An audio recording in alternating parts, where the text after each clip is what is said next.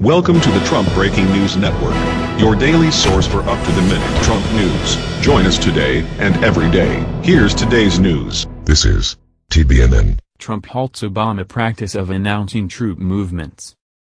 By Ben Marquis.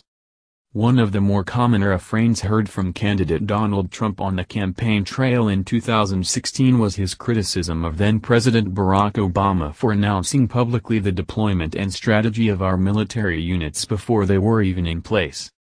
Trump stated that he would prefer to keep such information under wraps, lest the enemy know America's plans beforehand, but it seems that some in the media and from the prior administration aren't happy about being kept in the dark, according to PJ Media.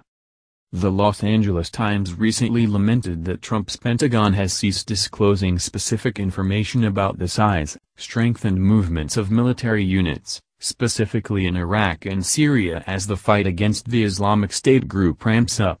It's a sharp break from the prior administration, which typically announced troop movements either ahead of time or concurrent with their deployment. The position of the Obama administration was that the American people had a right to know if servicemen and women were in harm's way, Ned Price, spokesman for Obama's National Security Council, told the newspaper. It's truly shocking that the current administration furtively deploys troops without public debate or describing their larger strategy. But to the Trump administration and military officials, that is, people who know what they're doing, the lack of a public announcement about troop movements is less about keeping the citizenry or media in the dark than about maintaining the element of surprise in battles against our enemies.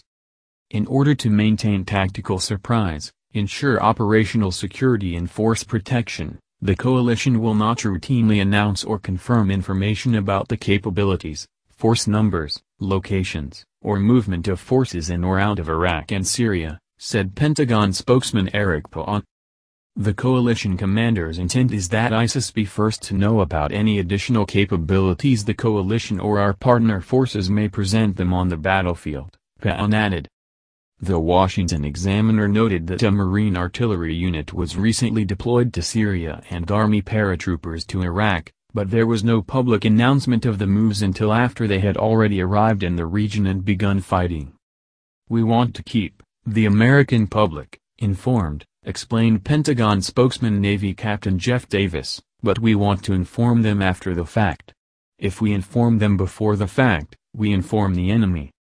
Under Obama's administration, troop deployments and the general number of troops involved were announced as part of the force management levels, but those numbers were just a generalized base and didn't count additional troops assigned temporarily or the thousands of civilian security contractors that had been deployed as well. The Pentagon will likely still share these baseline troop numbers with the public, after the fact, of course.